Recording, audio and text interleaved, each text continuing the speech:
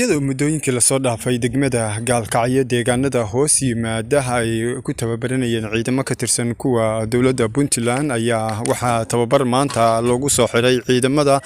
deegaanka godad ee gobolka Mudug degmada gaalkacyana ka tirsan waxaana ciidamadaas ay maanta dhoolatus iyo waliba sidoo kale ay socdaal ku dhaxmareen gudaha magaalada gaalkacyo maamulka gobolka Mudug ayaa dhinacooda iyaguna waxay qayb ka ahaayeen socdaalkan ciidamada Puntland ay ku sameeyeen degmada gaalkacyo iyadoona ujeedadu ay ahay sidii ay u soo bandhigi lahaayeen cilmigii ay barteen intii ay tababarka ku jireen iyo sidoo kale iyadana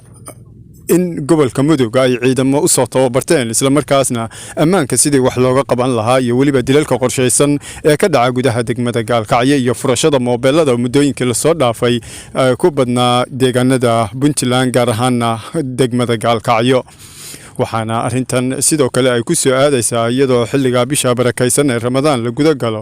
ay inta badan ka dhacaan degmada gaalkacyo iyo deegaanada kale ee Puntland ba weerarada iyo waliba sidoo kale beegsiga tuugada ee hubka fudud gaar ahaan dhinaca tooreyda oo inta badan dilal lagu geysto